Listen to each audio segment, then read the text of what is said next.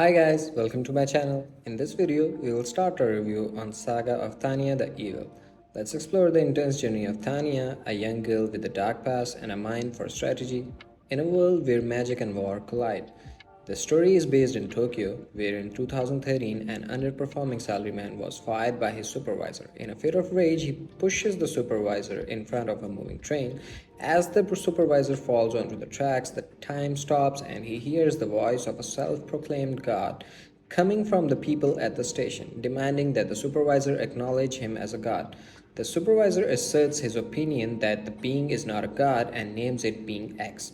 Being X collides that the salaryman lacks faith because he does not live in circumstances that would require him to have faith. He decides to reincarnate the unrepentant supervisor in an alternate 1913 era Europe, where he would potentially face enough troubles that he would have no choice but to have faith in Being X.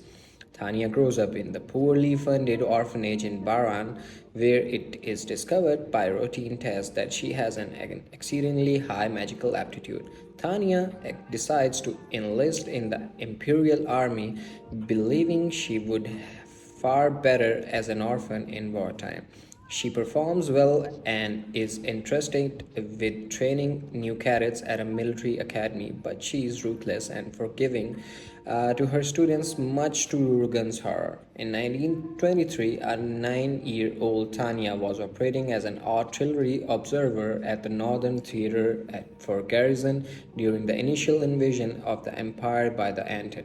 Led by Lieutenant Colonel Anson Sue, the Anton leads a company of the 5th Aerial Mage Battalion after Tanya, who was ordered to stay and delay them, which she does so at great injury to herself. Back at the garrison headquarters, Tanya is awarded the Silver Wings Assault Badge and hopes she isn't sent to the front lines. Instead, she is dressed up and lauded as a hero of the Empire, to Tanya's great relief.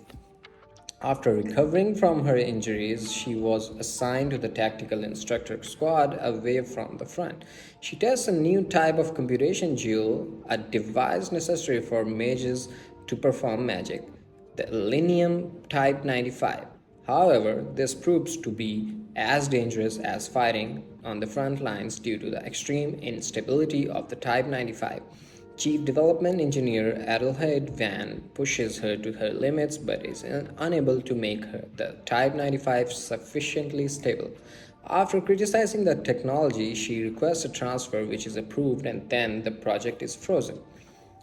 That night, Being X animates a nutcracker doll and accuses Tanya of not having developed any faith or insight, but Tanya disagrees with Being X and destroys the toy. She wakes up the next day and assumes it was a dream. Tanya participates in one more experiment, and just as the Type 95 is about to explode, Being X performs a miracle and stabilizes the jewel to prove his power to Tanya. As a result, the Type 95 is now usable only by Tanya and greatly amplifies her power when used on the condition that she praises Being X. She views this as a curse. Headquarters decide to send her to officer training and she recommends Victoria for officer training as well. Meanwhile, headquarters realizes the necessity of a rapid response unit in the Imperial Army. 6 months after leaving the front lines, Tanya is still training to be an officer at a military academy and is doing well in her studies. She meets General Satur in the academy's library and he asked for her opinion on the war. She predicts that it will become a world war and outlines a strategy for the empire using the firepower and agility of mazes to minimize the military losses. He is impressed by her battle knowledge and ideas and asks for a report, which she sees as an opportunity for career development. Later, Tanya meets Captain Uger, one of the academy rivals in the cafe. Yuga reveals to Tanya that he is more concerned about his family than the war and the future impact of the war will have on his daughter, whom he fears may one day be forced to fight.